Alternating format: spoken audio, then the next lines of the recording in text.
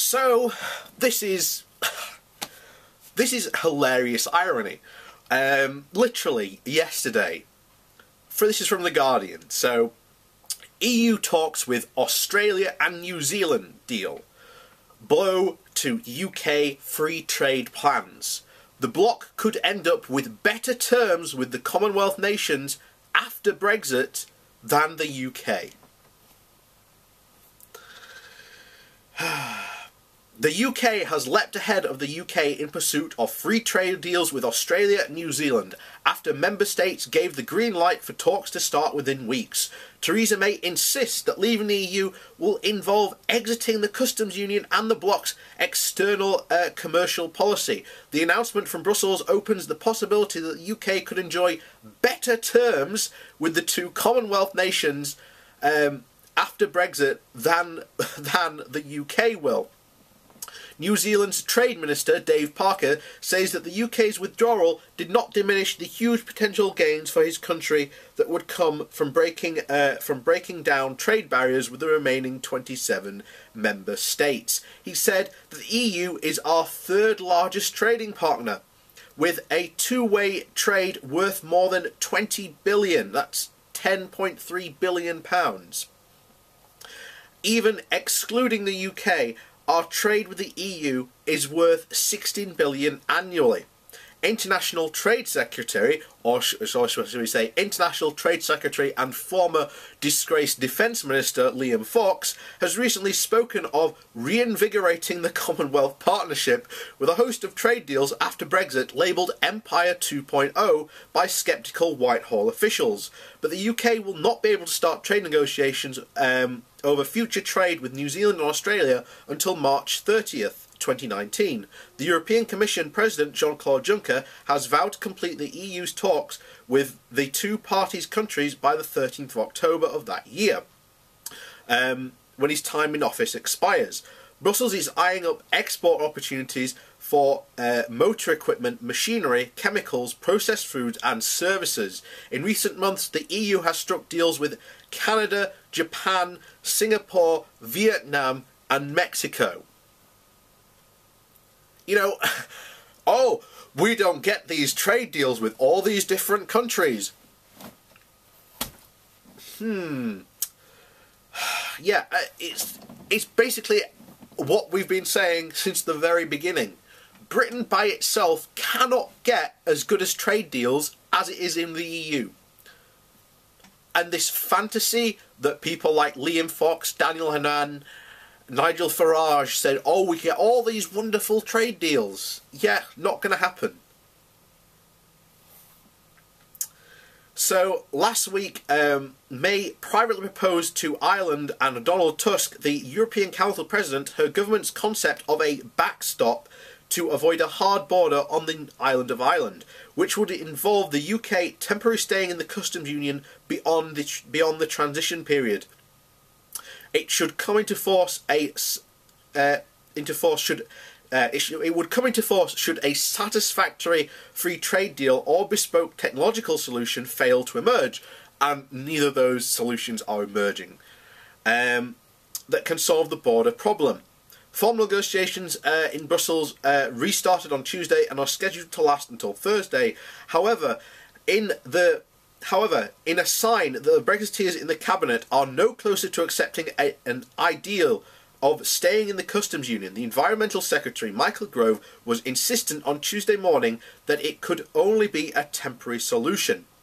He told BBC4's Today programme, it means what it says on the tin, that a temporary means not permanent. It means for a short period of time. I'm not going to pre-event the eventual position that we'll take after we have negotiated with the European Union and Ireland. In the same way as when you are moving house, buying a loan isn't meant to be temporary, but that's whether it's weeks or months. We don't know precisely. The EU has made it clear before its negotiations. We've said this before, the EU have always been very clear with their negotiation positions. And the problem is that we don't have a clue what we want to do. So the EU has made it clear before its negotiation positions with this Australia and New Zealand that the size of its markets offer bountiful opportunities without the need for the bloc to expose its agricultural sector to cheap imports. The mandate given to the Commissioner for Talks is due to formally launch in Wellington and Canberra next month, and envisages special treatment for agriculture and goods in order to protect European producers. This is what I have said. You need to protect your producers on some level. You can't just go willy-nilly, just go, oh, free trade! But what about your own, producers in your country? Free trade! It doesn't work like that. In contrast, there are some voices in the Brexiteer wing of the Conservative Party who will likely radically liberalise the farming sector in the UK and open it to challenge from highly efficient and anti-postmodern agricultural exporters, which again will make our own domestic farmers suffer. Most of the farmers voted, and under the guise of they would take back control. They're not going to get control. They're now going to be exposed to really cheap imports that they cannot compete with. And they are going to have to, the government, as I said, will lower their standards. We have the best food standards in the world because of these.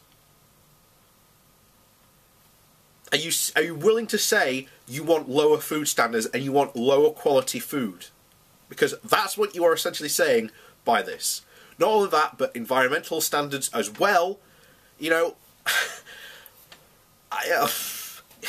logic doesn't apply to some of these people. They just don't understand what the knock-on effects will mean.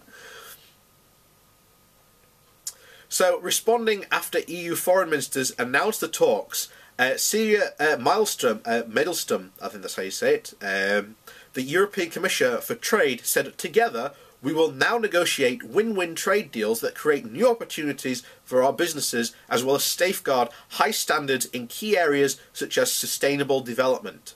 Starting these talks between like-minded partners sends a strong signal at a time where we are taking the easy road of protectionism.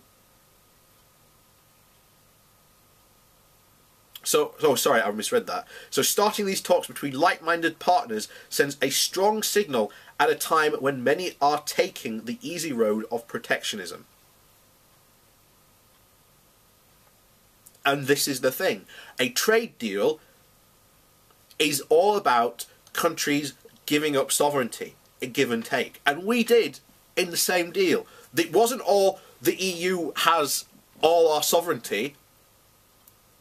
It was give and take. It was mutually beneficial. And there's now going to be, I know someone's going to say, oh, but what about EU exports dropping and, to the rest of the world rising? Well, that's because world exports and these markets have grown, especially China. Now, that's not to say you should just go zooming off to these markets, because all these other markets are not the same market, are not the same as the European single market. As has been said multiple times before, the future of world trade is going to be involved in blocks. You see, you've got the European Union, there's NAFTA, there's TTP, there's the South American Union, there's South African Trade Union, the African one that's forming, the Caribbean Trade Initiative that is also forming. These blocks are the future of the world. Now, what matters is that you have to be one member of this block, and eventually you're going to have to follow someone's rules. And quite frankly, you do not want to be a member of the bloc where America is in charge. Because you only have to look at America to look at the lax standards that are employed. And look at recently what happened with the recent Supreme Court ruling. Workers can now no longer pursue class action lawsuits against their employer. Are you really saying that's the direction you want to go? Because that is a direction that basically says workers' rights do not matter, environmental standards do not matter, regulations, companies should be able to do whatever the hell they want regardless, and that we should somehow trust them that they are not going to, you know, damage their customer.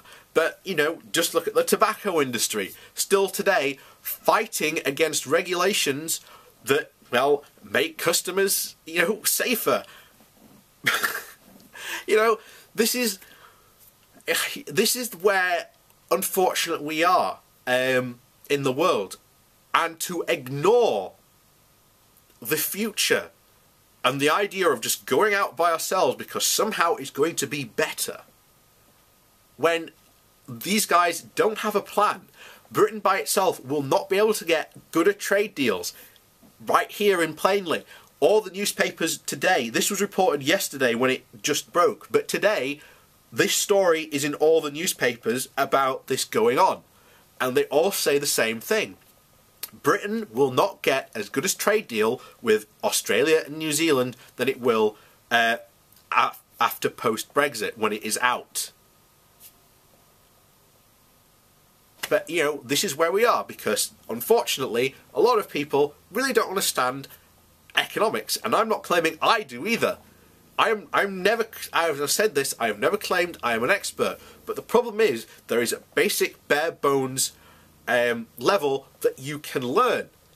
And even I have learned. Now, I am not right 100% of the time when it comes to this stuff, but most of it has come from reading just on this, and it's just shocking the lack of knowledge people have, and just assume. They just assume you can just go, oh, we'll get rid of all our regulations and just open up the market. Well, then what happens to your, you know, internal producers?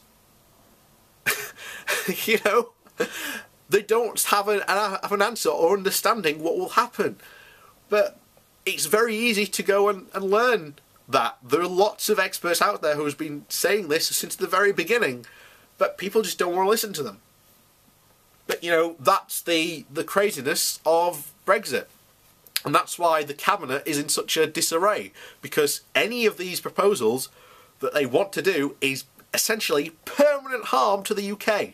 So it is official Tory policy to harm the UK. And it's probably going to be the Labour policy as well, because Jeremy Corbyn, oh, we'll get onto him soon.